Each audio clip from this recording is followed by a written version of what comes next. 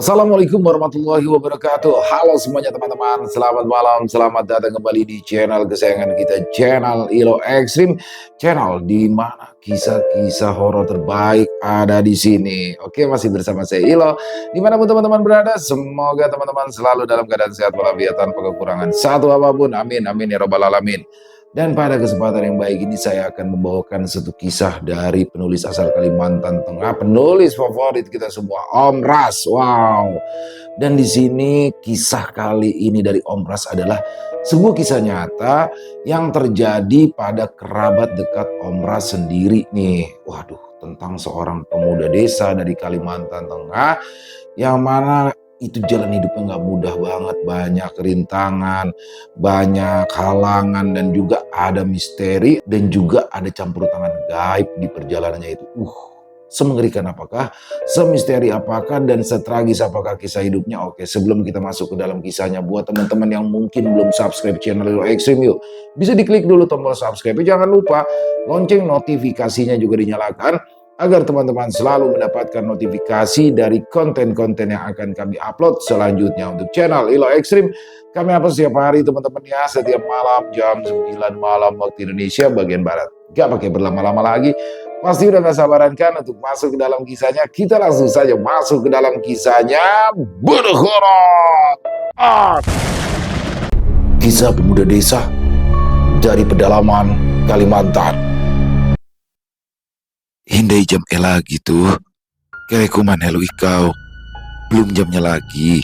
Lebih baik kamu makan dulu, kata seorang wanita parubaya yang saat itu sedang mengaduk tumisan sayur di dalam wajan yang sudah menghitam. Seorang pemuda berusia 22 tahun itu pun lantas mengambil piring dan duduk di dekat wanita parubaya tersebut. Man, kakak teh hendak mamalas akem teh. Tagal kakak dadah duit lagi Kikira kawalah ikau manggau utangan elu. Man, kakak mau mengadakan selamatan untuk keponakanmu. Tapi sekarang kakakmu sedang tidak punya uang. Kira-kira kamu bisa tidak cari utangan dulu? Kata wanita parubaya tersebut saat pemuda itu baru saja menyodorkan nasi ke piringnya. Bepalas atau selamatan setelah lahiran adalah hal yang wajib kalau di Kalimantan Tengah. Karena kalau belum bepalas, bayinya itu tidak boleh dibawa keluar rumah dan tidak boleh diayun, karena dipercaya bisa diganggu makhluk halus atau yang disebut oleh masyarakat setempat dengan sebutan buah rawatalu. Sejenak pemuda itu tampak terdiam. Berapa, Bu? Tanya pemuda itu akhirnya. Sedikit saja, sekitar 3 juta kah? Sekalian itu untuk biaya iparmu berangkat kerja ke Palangka, jawab wanita parubaya tersebut. Waduh, tidak sedikit 3 juta itu, Bu. Dan kemana juga aku cari pinjaman segitu banyaknya? Lalu kamu tidak bisa mencarikan untuk keponakanmu, Man? Kasihan dia setiap malam menangis, mau tidur di ayunan. Susah sekarang, Bu. Utangku sudah sangat banyak pada bos. Ibu pun sudah tahu, bukan? Karena kan kalian yang full ambil ini, itu. Entahnya, sekarang bos mau kasih pinjaman lagi. Tapi coba suruh mereka, kakak dan kakak ipar pinjam sama ulak dulu. Pinjam uang sama ulakmu itu susah. Walaupun keluarga, tapi dia juga pilih-pilih kalau mau kasih pinjaman. Lagi pula, kakak iparmu itu kan tidak kerja. Bagaimana mungkin ada orang yang percaya mau kasih pinjaman sama dia? Makanya ini, dia mau minta tolong carikan utangan. Itu kan juga untuk berangkat kerja. Setelah dapat uang dia pasti bayar kok, kata wanita parubaya itu. Pemuda bernama Darmansyah itu terdengar menghela nafas panjang.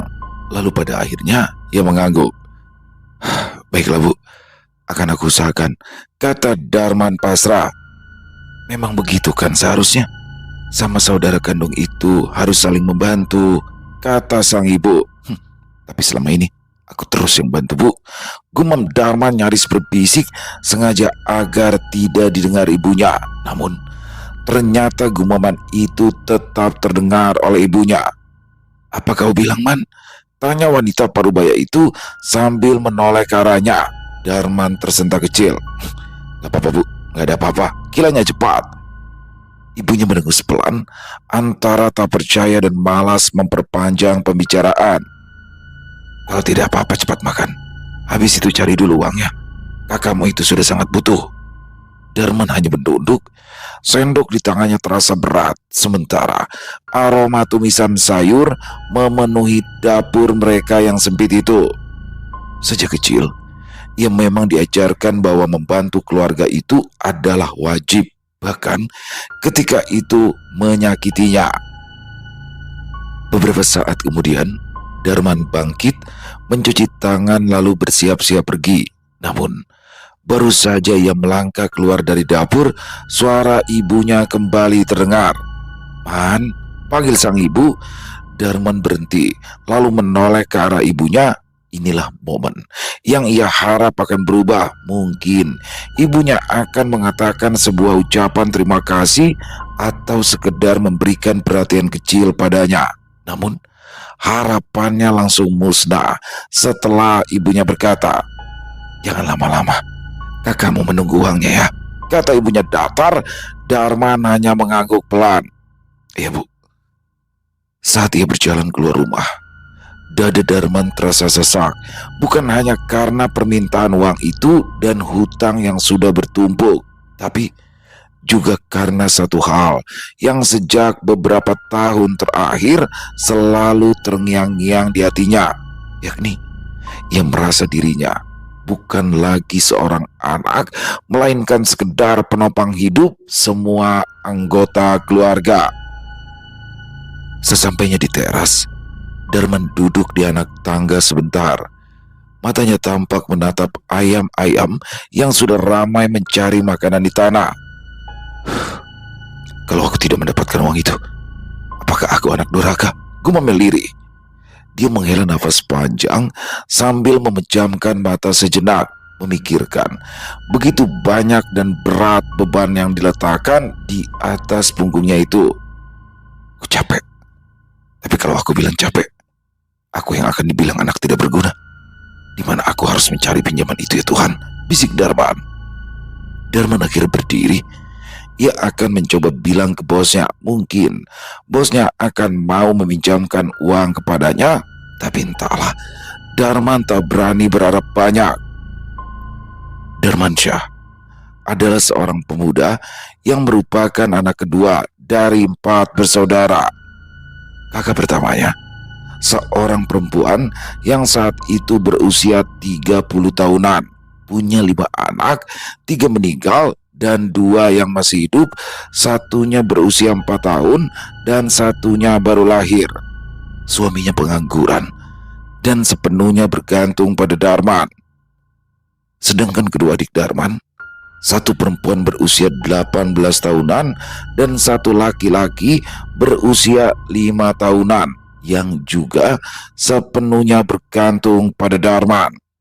Sementara ayahnya Darman masih hidup, hanya saja ayahnya ini terbilang pemalas untuk bekerja. Dan kalaupun bekerja, uang hasil kerjanya akan ia simpan sendiri untuk ngopi di warung Jablay. Lalu ibunya Darman adalah ibu rumah tangga yang kesehariannya hanya berkutat dengan pekerjaan rumah yang tidak menghasilkan rupiah.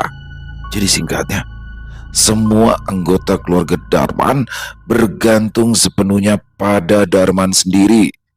Dan selama ini, sejak Darman lulus SMP, ia sudah tidak diperbolehkan untuk melanjutkan sekolahnya dan disuruh bekerja untuk mencukupi kebutuhan seluruh anggota keluarganya yang seperti lintah itu.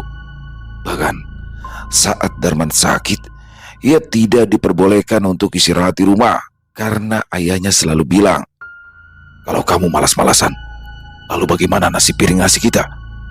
Kamu itu laki-laki man. Sudah seharusnya saat kamu dewasa, gantian menafkahi orang tuamu." Ya, intinya Darman tidak diperbolehkan libur bekerja sehari pun karena memang seluruh anggota keluarganya bergantung nasib padanya. Dan lagi, penghasilan Darman per hari itu hanya 50 sampai 100 ribuan. Ya, di tahun 2010. Bisa dibilang penghasilan itu lumayan besar kalau hanya untuk dirinya sendiri, tapi bisa dibilang cukup jika dipakai untuk hidup bersama kedua orang tua dan kedua adiknya. Namun sayang, meskipun di dalam keluarganya itu Darmanlah yang bekerja, tapi kalau ia mendapatkan uang, semua uangnya akan diambilkan oleh ibunya. Dan kemudian uang itu akan dibagi dua dengan kakak Darman yang sudah menikah itu. Bahkan seringkali untuk membeli pakaian saja Darman tidak dikasih uang. Tapi untungnya ia punya teman-teman yang bisa dibilang baik, sehingga pakaian-pakaian bekas mereka akan mereka berikan gratis untuk Darman, meskipun pakaian-pakaiannya sudah agak lusuh. "Ada apa, Man?" tanya seorang laki-laki berusia 40 tahunan itu seraya menatapnya. Bos, kakak saya baru lahiran, tapi tidak punya uang untuk bapalas. Jadi ibu saya menyuruh saya untuk meminjam uang. Saya bingung mau pinjam kemana lagi, bos. Dan satu-satunya yang saya rasa ringan untuk berucap itu cuma sama bos, kata Darman lirih. Laki-laki itu menghela nafas panjang. Bukannya aku tidak mau meminjamkan, Man. Hanya saja kau tahu sendiri kan, penghasilan kita akhir-akhir ini sakit. Sekarang ini aku juga sedang pusing. Ucapnya pelan, tapi tatapannya terlihat lembut, berbeda jauh dari tatapan keluarganya yang selalu menuntut. Mendengar itu, Darman hanya menundukkan kepalanya makin dalam. Sejak awal, ia sudah tahu jawaban bosnya pasti akan seperti itu. Namun Darman tetap nekat untuk mengajukan pinjaman karena desakan dari orang tua. Bosnya kemudian mengusap wajah sebentar, lalu melanjutkan dengan suara lebih serius. "Ada beberapa hal yang harus kau pahami, Man." Darman menegakkan tubuhnya sedikit meskipun kepalanya masih tertunduk. "Coba suruh kakakmu atau suaminya cari pinjaman sendiri," kata bosnya tegas tapi juga tidak membentak. "Kan mereka yang punya anak. Kenapa malah justru membebani kamu yang masih bujangan seperti ini?" Darman mengangkat kepalanya pelan dan menatap bosnya itu. "Sudah, bos. Tapi kata ibu saya, ipar saya tidak bekerja, jadi akan sulit mencari pinjaman," jawab Darman pelan. Lelaki yang dipanggil bos itu menghela nafas panjang. Sudah tahu tidak bekerja, kenapa malah berlomba-lomba bikin anak? Giliran istrinya beranak, malah keluarga istrinya yang disuruh membiayai. Tanggung jawab iparmu sebagai suami itu di mana? Kesal aku, Man. Kau bahkan tiap hari cuma bawa bekal nasi dan garam. Padahal orang tuamu kalau ke rumahku ambil telur berak-rak, sarden berkaleng-kaleng, mie berdus-dus. Tapi bekal yang kau bawa saat kerja cuma nasi garam. Kemana rupanya makanan-makanan yang mereka ambil itu? Pernah kemarin istriku menyuruh mereka mengambil selembar baju dan celana jeans baru untukmu saat ibumu mengambil pakaian untuk adik-adikmu. Tapi ibumu tidak mau, katanya nambah-nambahi hutang. Padahal kan yang bayar bon atau hutang itu kamu sendiri. Aku dulu, Man, waktu aku masih berusia 20-an sepertimu, aku bekerja itu hasilnya untukku sendiri, beli pakaian, makanan yang aku inginkan. Tapi kau malah harus menafkahi keluarga besarmu. Kapan kau bisa menikmati hidupmu sendiri, Man? Kata lelaki itu. Kau tahu, Man, karena itu sampai-sampai aku dan istriku pernah berniat untuk menyetop memberikan pinjaman sembako dan pakaian untuk keluargamu. Tapi aku tidak tega padamu, karena bagaimanapun kau itu karyawan terbaikku. Ayolah, Man, mulai sekarang beranikan dirimu. Uang hasil kerja kerasmu simpan sendiri. Jangan semuanya kau serahkan pada orang tuamu. Kau juga berhak menikmati hasil kerja kerasmu. Beli pakaian keren, makanan-makanan enak. Kau berhak atas itu, Man. Lagi pula, membantu kakak yang sudah menikah itu bukan kewajiban. Yang wajib itu menafkahi suaminya. Itu aturan alamnya. Aturan agamanya juga begitu. Kata-kata dari bosnya itu seperti pukulan sekaligus pelukan bagi Darman. Kamu itu baru wajib menafkahi anak dan istrimu nanti. Kalau kamu sudah menikah, itu baru tanggung jawabmu. Dan soal orang tua, kamu wajib menafkahi mereka kalau mereka sudah tua renta, tidak bisa menafkahi diri sendiri lagi. Itu pun dilakukan setelah kau mencukupi kebutuhan dirimu, anak dan istrimu. Kamu tidak boleh menyusahkan dirimu sampai habis begitu. Si bos melanjutkan. Darman terdiam. Ada sesuatu yang panas menggenang di ujung matanya. Tapi bos, kalau saya tidak carikan uang, mereka pasti bilang saya durhaka. Suaranya parau tercekat. Bosnya menggeleng pelan. Durhaka itu kalau kau menyiksa orang tua, membentak, melupakan mereka saat mereka benar-benar tak berdaya, bukan karena kau tidak bisa memenuhi permintaan yang melampaui batas kemampuanmu, Man. Di dunia ini, kata durhaka tidak hanya ditujukan pada anak, tapi orang tua yang zalim terhadap anaknya juga bisa disebut durhaka. Lelaki itu lalu menepuk bahu Darman. Kau bukan anak yang durhaka, Man. Kata-kata itu membuat air mata Darman yang sejak tadi ia tahan kini meluncur bebas dari matanya. Bosnya kemudian kembali menghela nafas panjang. Aku jujur, Man. Untuk sekarang aku tidak punya uang untuk dipinjamkan. Ya 100 atau 200 ribu mungkin ada. Tapi itu pun akan kupinjamkan hanya untuk kamu, bukan untuk iparmu. Kata bosnya tersebut. Darman menunduk. Saya mengerti, bos. Man, aku kasih kamu saran. Karena aku menganggapmu ini bukan hanya karyawanku, aku menganggapmu sudah seperti adikku sendiri. Ujar bosnya lagi. Berhentilah membiarkan mereka memeras hidupmu. Ya walaupun mereka itu saudara dan orang tuamu, bantu kalau mampu.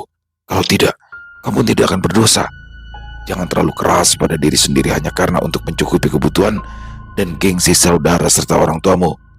Kau ini kulihat sakit-sakit, demam panas, bahkan hampir tak bisa bangun pun tetap bekerja. Tapi hasilnya, untuk membeli selembar baju sendiri saja tidak ada. Darman terdiam sangat lama dan punggungnya terasa makin berat. Tapi kepalanya seperti perlahan dibuat sadar oleh ucapan itu. Bosnya lalu menambahkan dengan nada yang lebih lembut. Kau ini bukan mesin uang, Man. Hidupmu bukan milik mereka saja. Dan untuk pertama kali dalam hidupnya, semenjak kecil hingga usia 22 tahun itu, Darman merasa ada seseorang yang memihak padanya dan mengatakan hal yang bahkan tidak pernah berani ia pikirkan secara lantang. Setelah beberapa menit, Darman akhirnya pamit untuk kembali bekerja. Namun langkahnya terasa jauh lebih berat dari sebelumnya karena nanti ia akan pulang membawa kabar bahwa ia tidak mendapat uang pinjaman dari bosnya. Dan ia tahu persis apa yang akan ia hadapi di rumah. Singkat cerita, saat langit mulai menguning, pertanda sore telah tiba, Darman akhirnya pulang. Tubuhnya terasa sangat lelah, terlebih pikirannya yang saat itu penuh dengan tekanan membuat langkahnya terasa hampa. Dan begitu ia melangkah masuk halaman rumah, dia melihat pintu depan rumahnya sudah terbuka. Dan dari dalam rumah terdengar suara ibunya yang tengah berbicara dengan seseorang yang tak lain adalah kakak iparnya. Pasti dia sudah dapat uangnya, Bu. Kalau Darman tidak dapat pasti sudah pulang dari siang tadi. Suara kakak ipar terdengar cukup keras. Jantung Darman langsung berdegup dengan keras. Dia tahu betul ini pasti akan sulit. Namun meski begitu, Darman tetap masuk sambil menunduk. Terlihat ibunya segera menoleh begitu melihatnya. Mana uangnya, Man? Tanya ibunya. Pertanyaan itu meluncur begitu cepat, tanpa jeda ataupun sapaan berbahasa basi lebih dulu, membuat Darman hanya bisa menelan ludah. Bu, bos bilang sekarang itu bos sedang kesusahan. Jadi belum sempat ia menyelesaikan kalimatnya, kakak iparnya langsung berdiri. Apa? Jadi kamu tidak dapat apa-apa? Serunya dengan nada tinggi. Darman menunduk. Maaf, aku juga sudah berusaha tapi... Aduh, Man, kamu bagaimana sih? Masa hal sekecil ini saja tidak bisa bantu? Yang kamu bantu itu keluarga kamu sendiri, bukan orang lain. Jadi harusnya kamu usahakan betul-betul. Potong ibunya dengan cepat. Darman terdiam. Kakak iparnya lalu menimpali. Lalu bagaimana balasan aku nanti? Masa harus ditunda? Kamu tega, Man, melihat anakku tidak bisa keluar rumah. Durhaka benar kalau sampai begitu. Ayahnya yang sejak tadi hanya duduk sambil menghisap rokok akhirnya angkat bicara. Suaranya pelan tapi jelas sekali isi kalimatnya mengandung tekanan. Aman, ikutlah ke Pak Amasan besok. Teman ayah ada di sana, orang yang baik. Kau bisa berutang dulu untuk ongkos sehari-hari kami di rumah. Nanti, kalau sudah dapat hasil di Pak Amasan, baru kau bayar. Jangan buat repot keluarga terus, kata ayahnya. Pak Amasan atau Mak Amas itu adalah bekerja di tambang emas, bisa di sungai atau di tanah.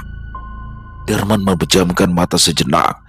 Dia sudah menduga kalau ayahnya akan menyuruhnya ikut Mak Amas, namun tetap saja hatinya terasa sakit. Pak, aku tidak bisa ke Pak Amasan.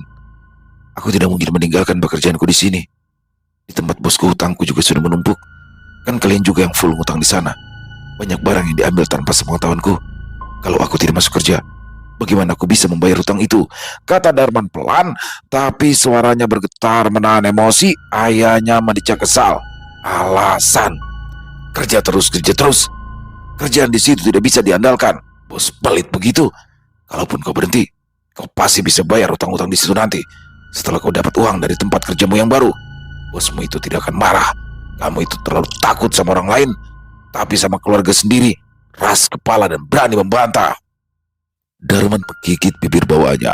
Dia ingin menjawab, ingin menjelaskan bahwa hutangnya tak mungkin bisa ia tinggalkan, ingin mengatakan bahwa bosnya pun sedang kesulitan. Namun ia tahu jawabannya hanya akan dianggap pembangkangan oleh orang tuanya, apalagi di sana ada iparnya yang seperti bensin, siap untuk menyalakan emosi orang tua Darman.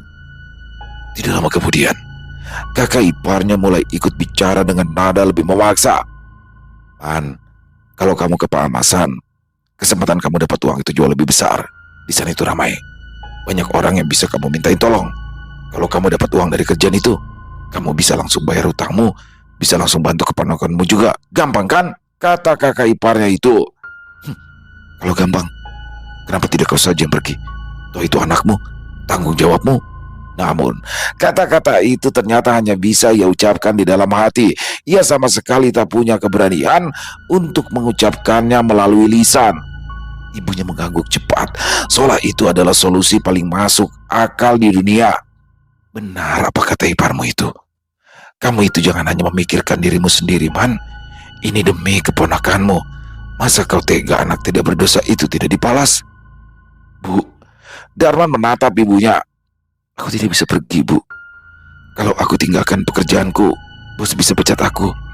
Dan kalau aku dipecat, bagaimana aku bisa bantu kalian lagi nantinya? Kata Darman melanjutkan. Ya kalau dipecat bagus dong. Kau bisa kerja sama saja, yang hasilnya jelas jauh lebih banyak dan peluang untuk mau berbakti pada keluarga pun jadi lebih besar. Bentak kakak iparnya. Darman mengerjap, terkejut sekaligus tersinggung. Ia ingin mengatakan bahwa ia adalah orang satu-satunya yang bekerja, satu-satunya yang menopang seluruh keluarga besar ini. Namun pada akhirnya ia lebih memilih untuk diam. Ibunya kembali bicara lebih keras dari sebelumnya. Darman, kamu berangkat saja besok ya. Ibu sudah putuskan itu. Kalau kamu menolak, apa kamu mau keluarga kita malu? Mau anak kakakmu itu nanti diganggu taluh? Tega kamu. Kalau kamu tidak mau bantu, itu namanya anak durhaka. Darman mengangkat wajahnya, menatap ibunya, kakak iparnya dan ayahnya bergantian. Bu, Pak, Kak, aku sudah berusaha. Setiap hari, aku sudah berusaha semampu yang aku bisa, ucapnya. Namun jawaban itu justru disambut dengan cibiran dari sang ayah. Usaha? Usaha apa?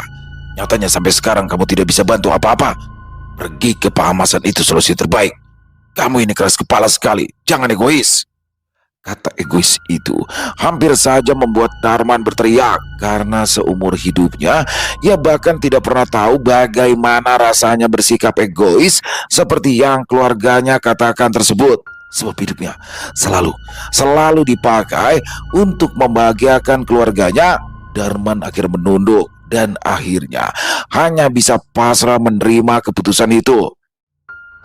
Baiklah, kalau begitu, besok aku berangkat, Bu. Pak, Kak, kata Darman. Singkat cerita, setelah menempuh perjalanan yang sangat jauh, bahkan beberapa kali naik turun ojek, Darman dan bos barunya pun tiba di lokasi tambang emas atau Paamasan. Darman menelan ludahnya saat melihat lokasi tempat itu. Orang-orang di sana kebanyakan berwajah sangar dan menyeramkan, bahkan terkesan kejam. "Di sini waktu adalah uang. Kami tidak libur kecuali hujan lebat," kata bosnya itu. "Siap bos," jawab Darman. Setelah sesi perkenalan singkat dengan semua teman-teman kerja di sana, Darman pun langsung terjun bekerja di hari itu juga. Tanpa terasa, sebulan telah berlalu dan hari-hari Darman di tempat kerja masih terasa berat.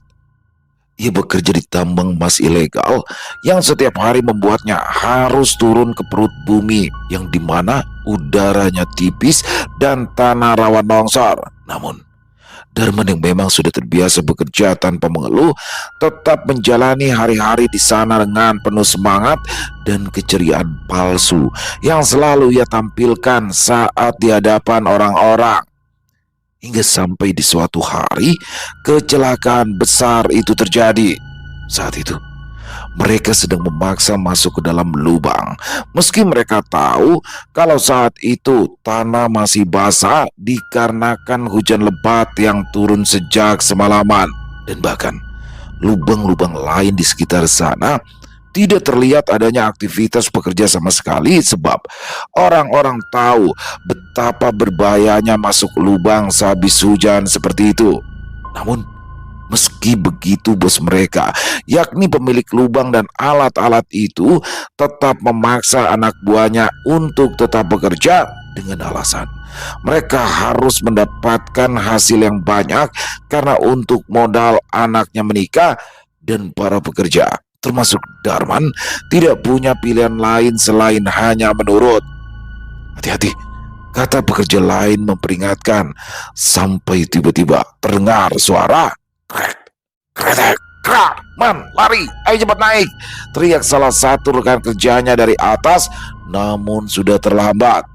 Dalam sepersekian detik, sebagian dinding lubang runtuh, tanah dan lumpur bekas hujan berjatuhan menimpanya. Darman hanya sempat menoleh sebelum akhirnya tubuhnya tertimpa dan terkubur hingga separuh badan. Pergelangan kakinya terjepit, dadanya juga terasa sesak karena tertindih, dan wajahnya penuh dengan percikan tanah. Dalam keadaan yang bisa membuat siapa saja putus asa itu, Darman sempat berpikir, mungkin hari itu dia akan mati. Namun mati justru lebih baik daripada terus hidup tapi hanya dianggap sapi perah oleh keluarga. Kemudian Darman hanya pasrah menunggu tanah di bagian kepalanya ambruk dan menimbunya. Dan detik-detik menunggu kematian yang menyakitkan seperti itu membuat Darman sepenuhnya tersadar tentang makna kehidupan. Dadanya sudah semakin sesak, nafasnya mulai tersendat-sendat, dan tubuhnya pun juga sudah tak bisa ia rasakan sepenuhnya. Dan di detik-detik akhir hidupnya itu, sayup-sayup Darman mendengar suara azan dan zikir dari teman-temannya. Karena ternyata teman-teman kerjanya bergerak cepat untuk menyelamatkannya, mereka menggali dengan skop dan sebagian bahkan hanya dengan tangan kosong. Beberapa tangan sampai berdarah, tapi mereka tidak berhenti. "Angkat, jangan menyerah, Darman masih hidup!" teriak salah satu dari mereka. Setelah hampir 20 menit, mereka akhirnya berhasil menarik tubuh Darman keluar. Nafasnya masih ada meskipun sangat lemah. Tubuhnya penuh membara, lututnya bahkan terluka dan separuh wajahnya lebam. Tapi untungnya ia selamat, Tuhan masih menjaganya. "Cepat bawa ke mantri," kata salah satu teman Darman. Darman terbaring lemah di rumah mantri dan teman-temannya bergantian untuk berjaga. Meskipun teman-temannya itu terkadang kasar dan terkesan tak peduli, namun kenyataannya mereka justru sangat peduli padanya. Bahkan rasa peduli mereka melebihi rasa peduli dari keluarganya sendiri. "Kalau Tuhan mau aku mati, aku pasti sudah mati. Dan karena Tuhan masih mengizinkan aku hidup, berarti aku harus gunakan kesempatan ini sebaik mungkin untuk menjalani dan menikmati hidupku. Ucap Darman saat itu. Ia sudah bertekad setelah kondisinya membaik, dia akan berhenti dan mencari pekerjaan lain. Namun nyatanya, meskipun orang tua Darman tahu jika Darman sempat hampir mati karena kecelakaan kerja, tapi orang tuanya tidak mengizinkan Darman untuk berhenti dengan alasan hasil yang didapat jauh lebih besar. Dan sayang sekali kalau Darman harus berhenti hanya karena takut mati. Mereka bahkan mengatakan kecelakaan saat kerja itu adalah hal yang wajar, jadi tidak perlu dibesar-besarkan. Dan mati saat bekerja itu adalah hal yang sangat baik dengan balasan surga karena telah berbakti sampai mati pada keluarga. Dan setelah mendengar ucapan keluarganya yang terkesan tak pernah peduli sedikit pun padanya itu, Darman pun mulai memberanikan diri. Jika biasanya uang yang ia dapatkan sepenuhnya ia serahkan pada orang tuanya, kini Darman mulai menyembunyikan beberapa ratus ribu untuk dirinya sendiri dan pada bos serta teman-temannya. Darman juga meminta agar mereka merahasiakan itu setiap kali orang tuanya bertanya, dan untungnya semua teman-teman bahkan bosnya setuju karena mereka tahu bagaimana keluarga Darman memperlakukan pemuda itu. Karena memang setiap kali orang tuanya bertemu bos maupun teman-teman Darman, mereka selalu bertanya berapa hasil yang Darman dapatkan bulan itu karena mereka takut Darman membohongi mereka. Dan kalau sampai Darman ketahuan berbohong, Darman pasti dipukuli habis-habisan oleh ayahnya seperti dulu. Bahkan baju-baju baru dan celana baru yang Darman beli dari hasil mencuri uang kerja kerasnya sendiri itu, ia tak berani pakai jika pulang ke rumah. Sebab orang tuanya tak pernah mengizinkan Darman membeli pakaian baru kecuali di hari raya. Walaupun sebenarnya uang yang digunakan untuk membeli pakaian itu hasil kerja keras Darman sendiri. Tidak hanya berani mencuri uangnya, Darman juga mulai berani membuka hati untuk perempuan, hingga akhirnya pertemuan yang mengubah jalan hidup Darman itu pun terjadi. Suatu hari, saat itu Darman baru saja mendapatkan uang pakulihnya. Pakulih adalah hasil atau gaji. Alih-alih pulang untuk mengantarkan uang, Darman lebih memilih untuk tidak pulang ke rumah dan hanya menitipkan uang itu pada temannya agar nanti temannya itu menyerahkan uang kiriman tersebut pada orang tuanya. Sebab ia tahu orang tuanya hanya peduli pada uang. Mereka tidak akan peduli Darman pulang ke rumah atau tidak. Selagi ada kiriman uang yang datang, maka Darman tidak akan dicari. Karena memang pada saat itu ia sudah merencanakan perjalanan rahasia untuk jalan-jalan bersama salah satu senior kerjanya ke desa tempat seniornya itu tinggal. Dan kebetulan seniornya itu punya adik ipar perempuan yang tinggal serumah dengan mereka. Lalu saat Darman tinggal selama beberapa hari di sana, ia akhirnya mulai jatuh hati pada gadis itu. Gadis itu bernama Sari. Dan rupanya Sari juga ikut ke Pak Amasan untuk bekerja sebagai tukang masak bagi kelompok kakak iparnya di sana bersama salah satu ucu-ucu atau bibi-bibi. Dan karena hal itu, maka semakin dekatlah hubungan mereka berdua. Ditambah lagi senior Darman yang merupakan kakak ipar dari Sari tersebut juga mendukung. Hingga sampai suatu hari Darman akhirnya memberanikan diri untuk melamar Sari pada seniornya itu. Itu bukan aku untuk menerima atau menolaknya, Man. Karena kan aku ini hanya kakak ipar. Tapi kau bisa tanya pada istriku atau pada Sari sendiri, kata seniornya pada waktu itu. Sari sudah setuju, Kak. Dan dia menyuruhku untuk bertanya padamu. Ya meskipun begitu tetap saja aku tidak berhak untuk memutuskannya. Nanti aku temani kau menemui istriku ya. Tapi Man, apa kau yakin mau menikah? Lalu bagaimana nanti dengan orang tuamu? Karena dengar dari teman-teman yang lain, kau ini adalah tulang punggung keluarga. Aku hanya tidak ingin adik iparku ini nantinya malah menderita, Man. Karena bagaimanapun juga, istri dan adik iparku itu yatim piatu. Mereka hanya punya satu sama lain. Dan aku tidak ingin satu-satunya keluarga istriku yang tersisa itu hidup dalam penderitaan, kata seniornya kala itu. Dan Darman dengan mantap meyakinkan seniornya tersebut kalau dia akan melakukan apapun untuk membahagiakan Sari.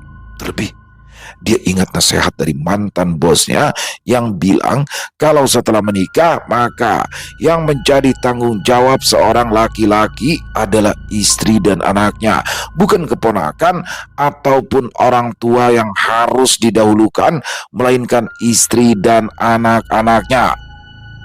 Pada akhirnya, Darman dan Sari memutuskan untuk menikah. Pernikahan itu sangat sederhana. Bahkan uang untuk menikah, Darman dapatkan dari pinjaman pada bosnya dan sebagian lagi dari ulaknya. Ya, paman tertua itu disebut ulak. Dan mahar yang diminta oleh Sari juga sangat sederhana karena memang ia tahu bagaimana kondisi Darman dan ia tidak mau memberatkan. Hari pernikahan yang seharusnya menjadi momen paling membahagiakan bagi seorang anak laki-laki ketika dia melihat kedua orang tuanya duduk di depan pelaminan sambil tersenyum bangga justru berubah menjadi luka bagi Darman. Bagaimana tidak? Karena orang tuanya tidak datang. Dan bukan hanya mereka yang tidak datang, bahkan tak satu pun anggota keluarganya yang muncul, termasuk kakak, adik, dan juga kakak ipar yang selama ini selalu ia bantu. Padahal pernikahan itu dilakukan di rumah ulaknya yang berjarak hanya beberapa meter dari rumah orang tuanya. Tapi bukan hanya itu. Sebab ketika harus mengambil air dari sungai untuk kebutuhan mengawah, mencari kayu bakar ke hutan, atau meminjam kawah untuk memasak, Darman mengurus semuanya sendiri tanpa bantuan keluarganya. Saat ia meminta tolong pada kedua orang tuanya, ibunya hanya menjawab, "Kan kamu sendiri yang mau menikah, mau punya istri, jadi urus saja sendiri." Dan setelah mendengar itu, Darman tak punya pilihan selain mengerjakan semuanya sendiri. Namun untungnya pihak paman dan sepupu-sepupunya bergotong royong membantu. Terlebih karena memang mereka tahu bagaimana kelakuan orang tua Darman yang hanya memanfaatkannya untuk menafkahi seluruh keluarga, termasuk kakaknya yang sudah menikah, keponakan, dan juga iparnya yang pemalas dan pengangguran. Awal kehidupan rumah tangga yang Sari dan Darman jalani tidaklah mudah karena badai mulai berdatangan menghantam perahu kecil mereka yang baru berlayar itu. Dan masalah tersebut diawali oleh Darman karena memutuskan untuk tinggal di sebuah kontrakan kecil jauh dari orang tuanya. Sebab dia tidak ingin istrinya hidup dalam tekanan di rumah orang tuanya. Dia ingin istrinya bebas seperti nasihat bosnya. Tetapi langkah bijaknya itu justru memicu kemarahan besar dari keluarganya. Mereka menuduh Darman dibawa kabur istrinya mengajari melawan keluarga. Istrinya juga disebut kacang lupa kulit karena mereka beranggapan kalau istrinya Darman sudah membuat Darman berubah dan menyia-nyiakan orang tuanya. Bahkan tidak hanya itu, fitnah dari pihak keluarga Darman terhadap Sari juga dianggap telah memirunduk Darman atau memberikan perunduk jahat semacam darah haid agar suaminya tunduk. Dan hal itu pihak keluarga Darman katakan atau sebarkan pada semua orang atau setiap orang yang mereka temui. Dan bagi orang-orang penjilat yang hanya menilai dari sebelah pihak, mereka tentu akan percaya pada fitnah-fitnah yang disebarkan keluarga Darman tersebut dan mencap cari sebagai kacang yang lupa kulitnya. Namun bagi orang-orang yang pernah kenal dekat dengan Darman, mereka tahu kebenarannya dan tetap memihak Darman, termasuk paman dan anak-anaknya atau sepupu Darman, yaitu anak dari paman. Masalah selanjutnya muncul saat Darman menyerahkan semua uang yang ia peroleh dari kerja kerasnya pada sang istri. Padahal istrinya tidak pernah meminta uang dari Darman, tapi Darman sendirilah yang memilih menyerahkan seluruh penghasilannya pada istrinya agar istrinya bisa mengatur kebutuhan rumah tangga dengan baik.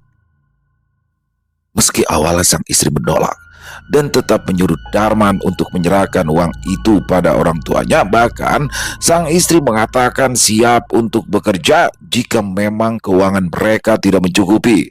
Namun Darman tetap bersikeras karena katanya uang yang suaminya dapat harus istri yang pegang. Dan Sari yang merasa tidak enak pun menyuruh agar Darman membagi saja uang itu, separuh bagian untuk orang tua Darman dan separuh bagian untuk mereka.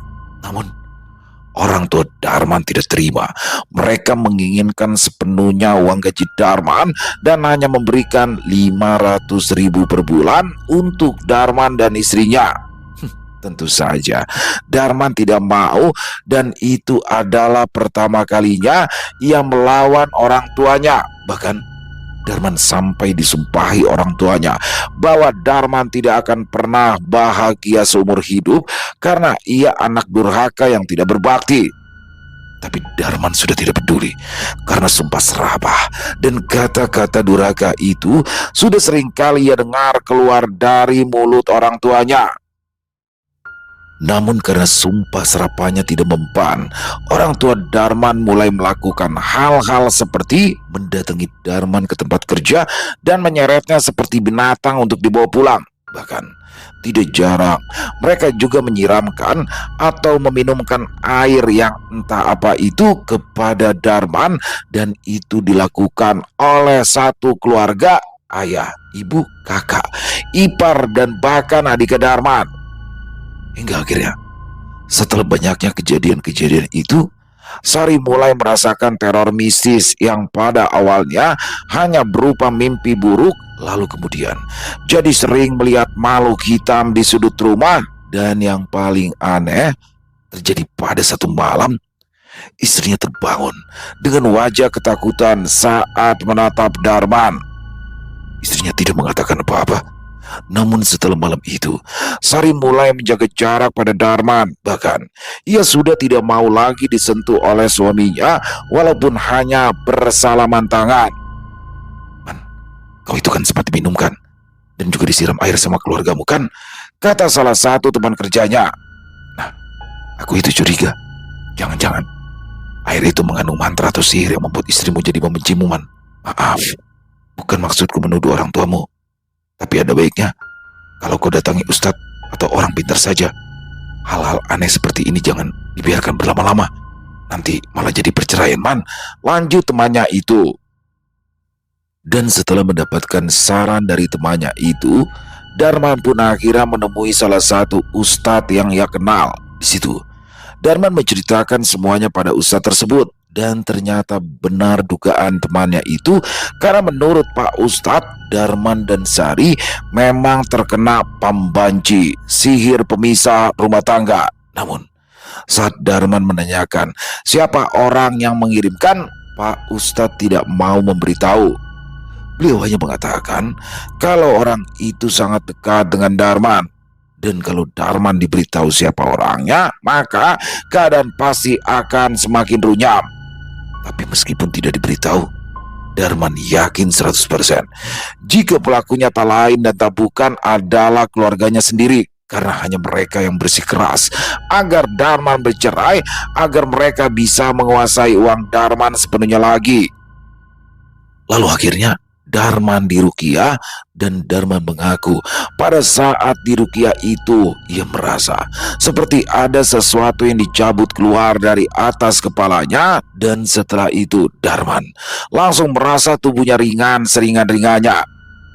Kemudian untuk istrinya, Darman disuruh untuk meminumkan air yang sudah didoakan oleh ustadz tersebut, dan alhamdulillah setelah dari rumah Pak Ustadz, hubungan rumah tangga Darman dan Sari pun kembali membaik seperti semula.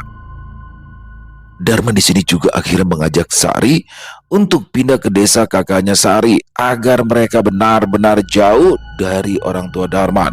Namun ujian rumah tangganya itu belum berakhir. Meski sempat merasakan ketenangan dan kebahagiaan, tapi suatu kejadian besar kembali terjadi. Saat itu Sari sedang hamil 5 bulan ketika orang tua Darman datang ke desa kakaknya Sari. Di situ tanpa basa-basi mereka menyeret Sari dan memukulinya dengan balok kayu yang sepertinya sudah dipersiapkan oleh ayahnya Darman. Sari Dengan perut yang sudah mulai membesar itu tak mampu melawan, namun ia tetap berusaha untuk melindungi bagian perutnya agar tidak terkena pukulan balok dari ayahnya Darman tersebut. Sang kakak yang melihat itu tanpa pikir panjang, langsung melindungi Sari dengan tubuhnya. Alhasil, kakaknya Sarilah yang dipukuli habis-habisan oleh orang tua Darman. Beruntung, ada satu nenek-nenek yang melihat kejadian itu dan dialah yang memanggil warga desa. Tapi sebelum tertangkap oleh warga, ayah dan ibunya Darman kabur dari sana, meninggalkan kedua kakak beradik yang tergeletak di tanah. Dari kejadian itu, kakaknya Sari mengalami patah tulang dan harus dioperasi.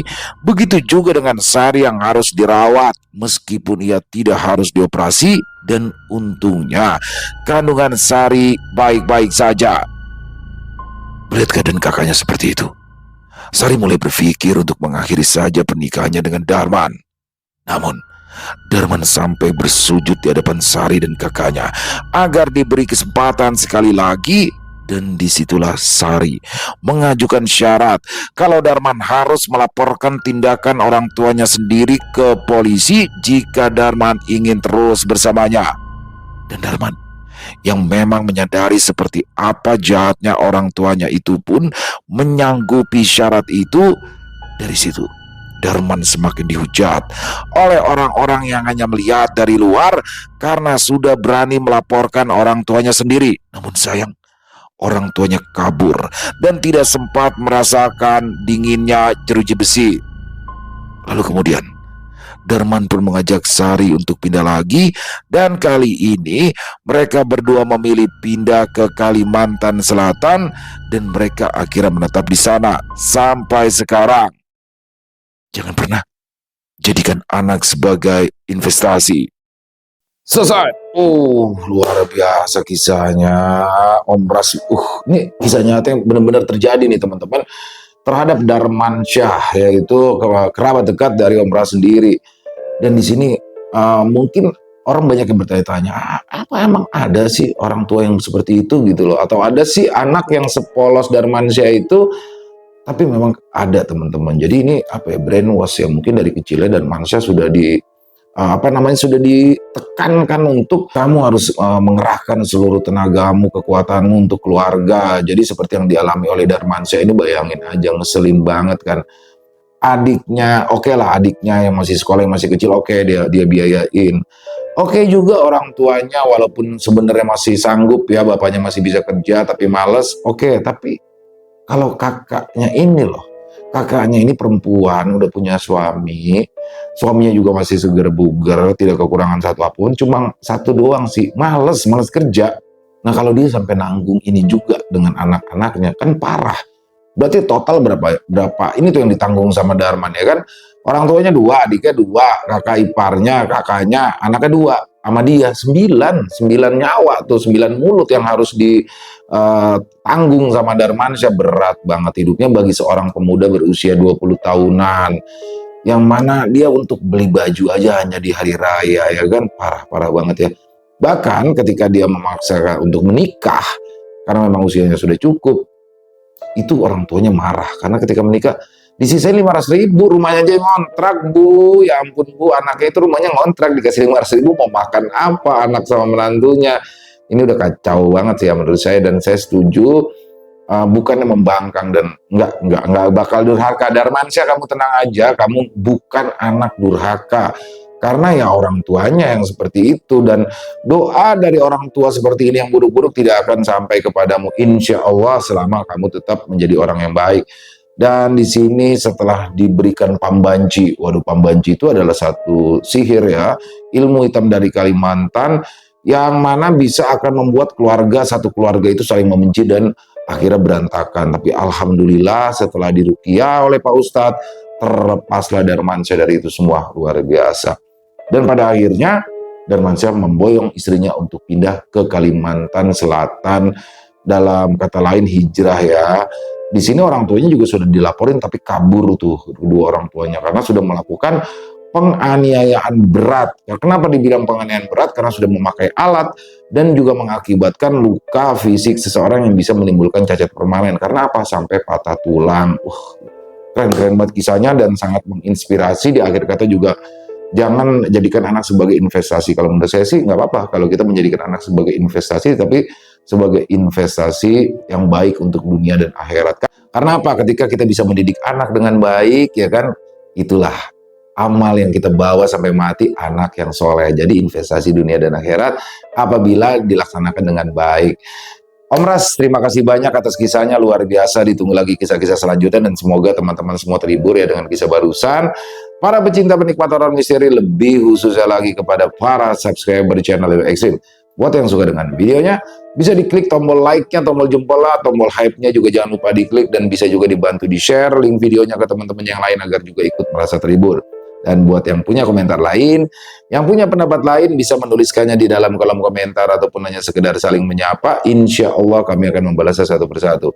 Di akhir kata, saya Ilo mengucapkan permohonan maaf apabila mungkin dalam pembawaan kisahnya barusan ada kata-kata saya yang salah ataupun ada kata-kata saya mungkin yang kurang berkenan. Saya mohon dibukakan pintu maaf yang seluas-luasnya. Sampai berjumpa lagi di konten-konten kami selanjutnya yang pasti tidak kalah ngerinya, pasti tidak kalah seramnya.